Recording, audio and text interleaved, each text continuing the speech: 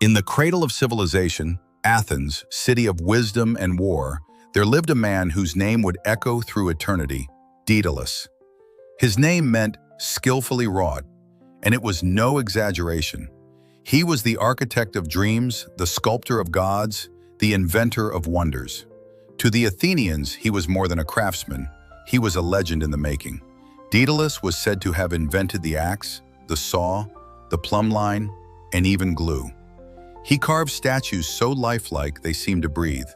He built dancing floors for princesses and temples that whispered to the sky. His fame stretched from the marble halls of Athens to the farthest isles of the Aegean. But genius is a double-edged blade. Daedalus took on an apprentice, his own nephew, a boy named Talos. The boy was bright, too bright. One day, while walking along the shore, Talos picked up the spine of a fish. Inspired, he carved a jagged edge into a strip of iron, and thus the saw was born. He fashioned the first compass by joining two iron rods with a rivet. He was a prodigy, a rising star, and Daedalus felt the shadow of his own legacy slipping.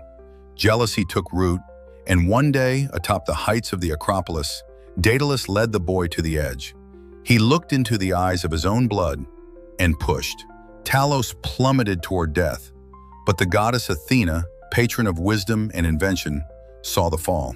She transformed the boy mid-air into a partridge, sparing his life. The bird, they say, never flies high. It nests low to the ground, forever wary of heights, forever remembering the betrayal. For this crime, Daedalus was tried and condemned. His name, once spoken with reverence, was now whispered with shame. He fled Athens in disgrace, taking only his tools, and his young son, Icarus. Together they sailed into exile, toward a new land, toward Crete, toward destiny. Banished from Athens, Daedalus crossed the Aegean Sea and arrived on the sun-drenched shores of Crete, a land steeped in mystery, ruled by the powerful and enigmatic King Minos. Minos, son of Zeus and Europa, was no ordinary king. He claimed divine favor, and his kingdom reflected it. At the heart of his capital stood the Palace of Knossos, a sprawling, multi-storied marvel of Minoan architecture. With its grand staircases, vibrant frescoes, and labyrinthine corridors, it was a city within a city. And it was here that Daedalus would leave his most indelible mark. Minos welcomed Daedalus with open arms. The king saw in him not just a craftsman, but a conduit to the divine. Under royal patronage, Daedalus flourished. He invented sails and masts, giving ships dominion over the wind. He built mechanical wonders, toys that moved on their own, statues that seemed to breathe. But his most infamous commission was born of a curse. Queen Pasiphae, Minos' wife, had been cursed by Poseidon to fall in love with a majestic white bull. In her desperation, she turned to Daedalus, and he, ever the innovator, obliged. He constructed a life-sized wooden cow, hollow and lifelike, in which the queen could hide. The result of this unnatural union was the Minotaur, a monstrous creature with the body of a man and the head of a bull. Ashamed and enraged, Minos ordered Daedalus to build a prison for the beast. And so, beneath the palace, Daedalus designed the Labyrinth, a twisting, inescapable maze so cunningly crafted that even its creator could barely find his way out. The Labyrinth became legend, a place of sacrifice, a tomb for the innocent. Every 9 years, Athens was forced to send 7 young men and 7 maidens to be devoured by the Minotaur, a blood debt for past transgressions. But Daedalus's role in the myth did not end there. When the Athenian hero Theseus arrived to slay the beast, it was Daedalus who gave Ariadne, Minos' daughter, the secret to the maze, a simple ball of thread. With it, Theseus entered the labyrinth, killed the Minotaur, and escaped. Minos was betrayed, his daughter gone, his monster slain. And Daedalus, the architect of it all, was the last one left to punish. He and his son Icarus were seized and imprisoned in a tower so high it scraped the sky. But one thing is certain, the man who had built wonders for kings was now a prisoner of his own genius. Imprisoned in a tower above the palace of Knossos, Daedalus watched the skies. Each day, seabirds soared freely above the waves, reminders of a world beyond reach. And then, inspiration struck. He would not escape by land. He would not escape by sea, he would escape by air. Daedalus gathered feathers, some large, some small, plucked from gulls and seabirds that circled the tower. He bound them with thread, shaped them with care, and sealed them with beeswax, drop by drop. 2 pairs of wings, one for himself, one for his son. He taught Icarus how to move with the wind, how to balance, how to glide. And when the time came, he gave his final fateful warning. Fly not too low, or the sea's spray will weigh you down. Fly not too high, or the sun's heat will melt the wax. Follow my path, stay close.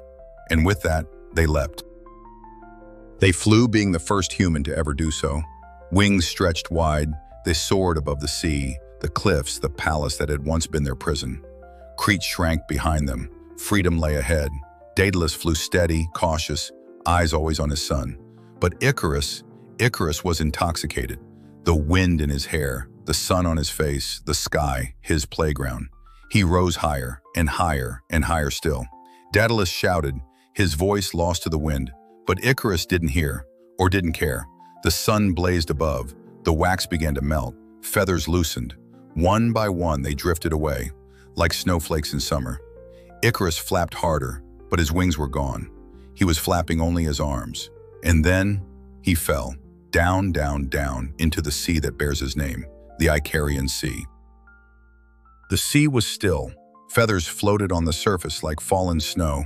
And Daedalus' father, genius, survivor, searched the waves for his son. He found nothing. Some say he flew on, desperate, until he reached the shores of a nearby island. There, he named the land Icaria, in memory of the boy who had soared too high. The waters where Icarus fell became known as the Icarian Sea, a name that endures to this day.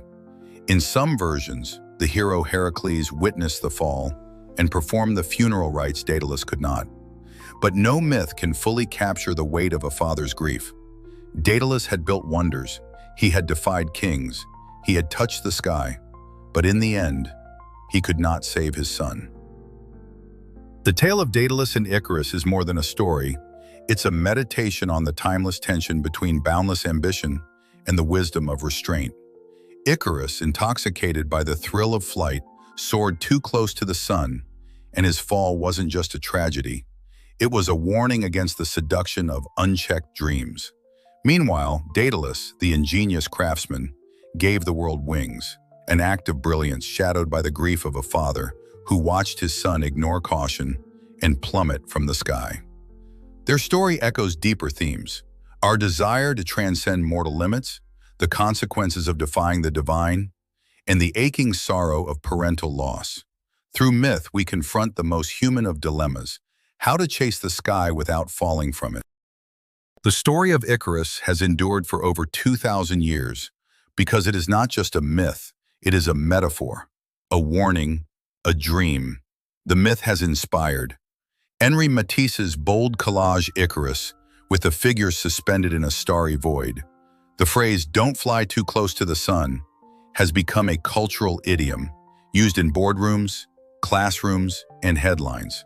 It warns us of ambition without caution, of brilliance without humility. Thank you for joining us on this journey through Greek mythology. If you enjoyed the myth, or just love the artistry, consider giving this video a like and subscribing to support the channel. Every click helps keep these ancient stories alive, retold with fresh light for a modern world. Until next time, stay curious, stay bold, and step once more into the thalos where myths awaken and wisdom endures.